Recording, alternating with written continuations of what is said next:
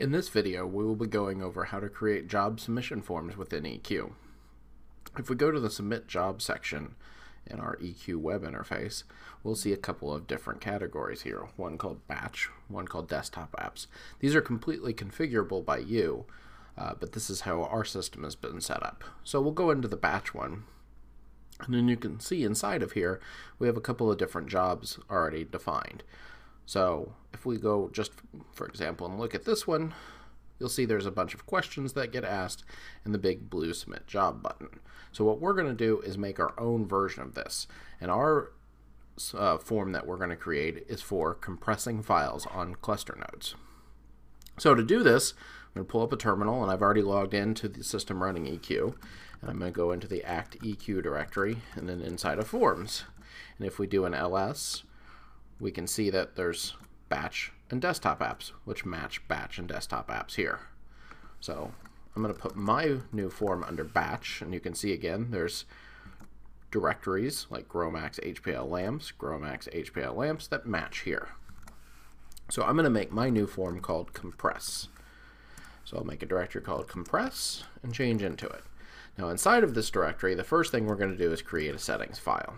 And the settings has permissions, name of the job, other detailed information like that, and stored in it. So I've pasted in the default for the settings file, and you can see it's a very simple INI style syntax. So you can see there's a key or a section called settings and one description called compress files on the cluster. There are more options here, but this is the basic of what we need to add to our settings file. Our next file we're going to create is one called form. The form file is what actually defines the form. So go ahead and start pasting in pieces here. So we can see our first section is called _config_. This is a special section that has details on the job creation and directory selection.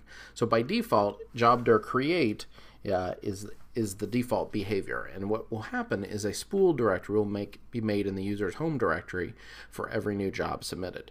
Maybe that doesn't make sense, so you have this option of job_select, which means that the user can select any directory on the system that you want for the job to run in. You can actually set both to true so that the user can choose to create a new directory or select an existing directory.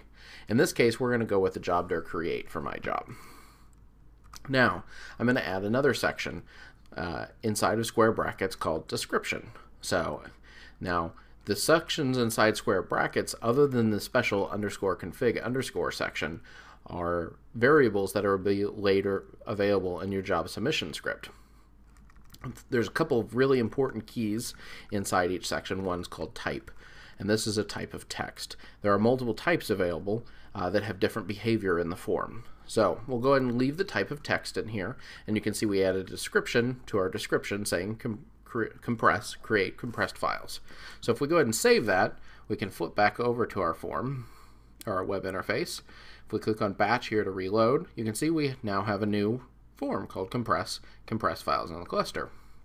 And if we click on it, we'll see this create compressed files. So that's what happened with this description section.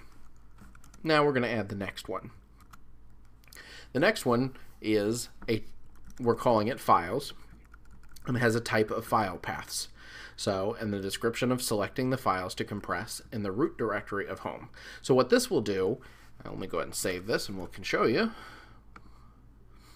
gives you the option, or the user the option of selecting files. So when they click the Select Files button, it will drop in the user's home directory, and they can pick multiple files that they would want to compress. For example, we can select this file, and if we close, we can see multiple files are selected. It also gives you the tools to remove all the files or just selected files out of the list. Now, you can see it started when I hit the Select Files in the user's home directory, and that's because I set the root to be home. But I could change this and set root to be temp, for example. And if we reload the form over here and select files, you'll see now they're picking files out of temp. We can also do another option. In our INI syntax, we have kind of an array option by putting square brackets at the end of the variable name. So if we do it like that, and now we reload the compress form, we can see when they select files, now they have a drop down. So you can easily define the paths that you would want users to be picking from. So this kind of gives you, as an administrator, a level of security so they're not picking files willy-nilly across the entire system. So I'm going to revert this back to just being the home directory. So the next thing I'm going to do is add one called DIRs, and this is a type of dir paths. So instead of selecting files, you're now being able to select directories, and you can see that the description is selecting the directories to compress, and again the same root options.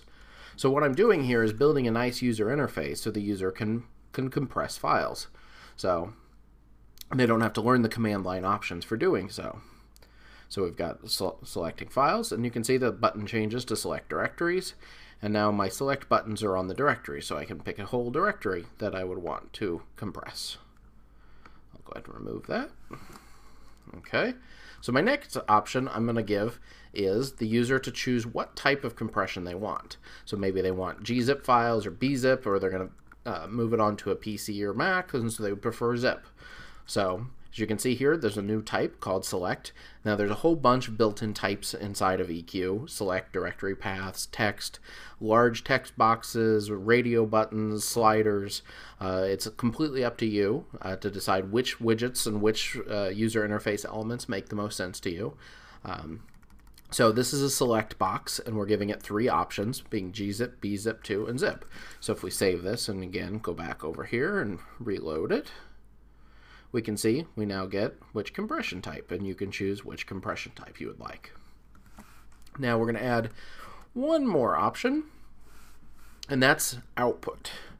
So what we're asking for is the name of the output file, and this is a type of input, which means it's a text field.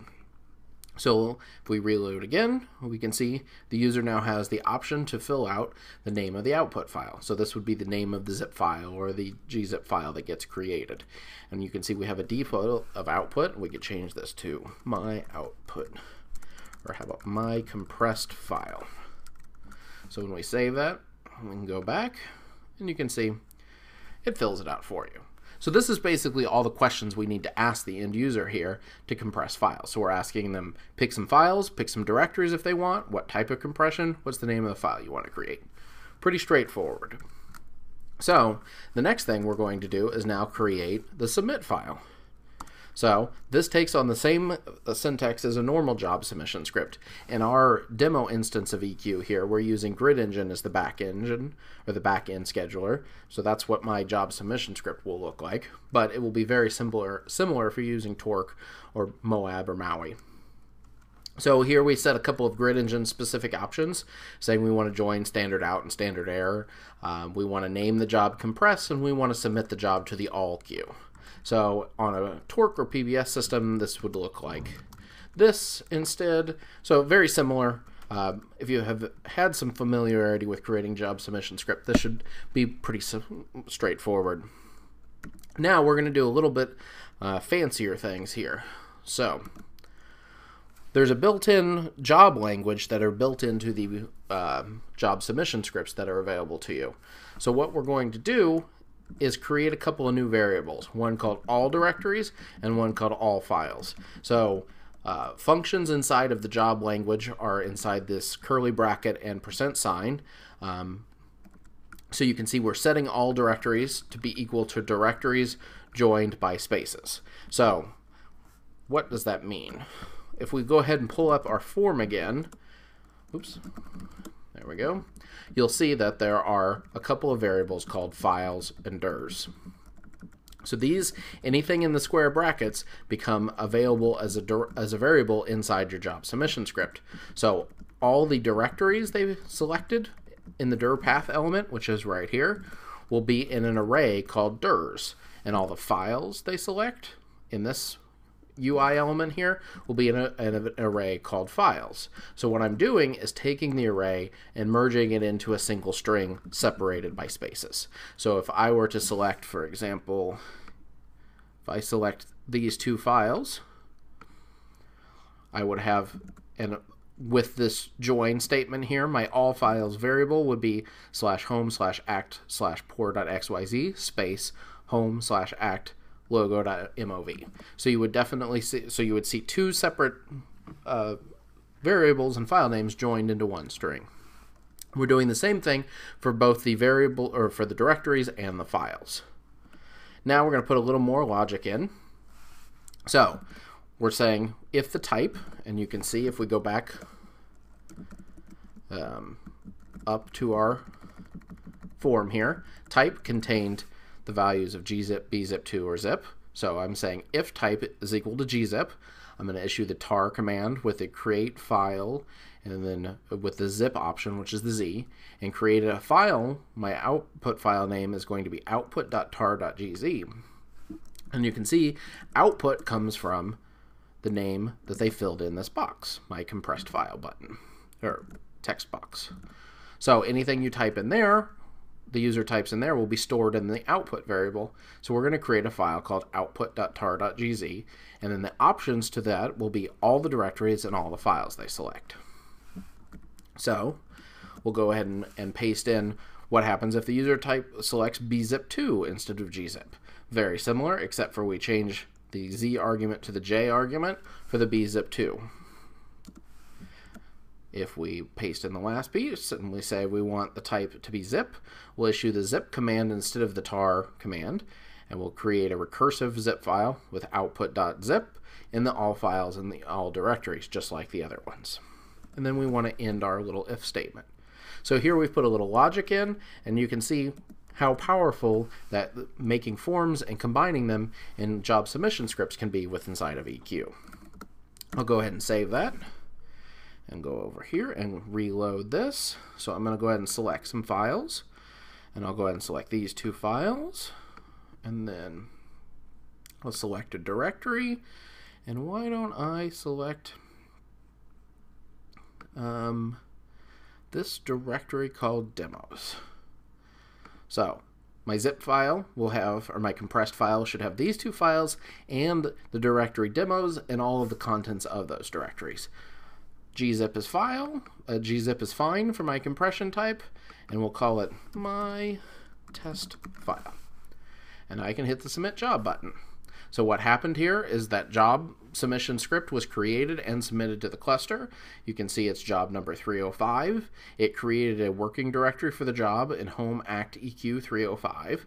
If I click over there, we can start to see that my job, if we go to the job management screen first, we can see that my compressed job is running on the cluster. So it's been running for 16 seconds. We can click the job ID, see the working directory where the job is running, and start to see all of the output from the job. It'll take a few seconds here because there's a decent amount of data, but eventually, there you go. You can see that my output file now is 194 megabytes. And if we look at the compress output, we can see all the files that were put into my zip file. You can see that it put in the demos directory, so, and all the other files I selected. And I can choose to download this file, click this button, and it will save this file directly to my desktop. So you can see in this example, we created a very simple form that's quite useful for a lot of users on clusters through eQUEUE, and how easy it is to automate a lot of the more technical and difficult jobs that you might run.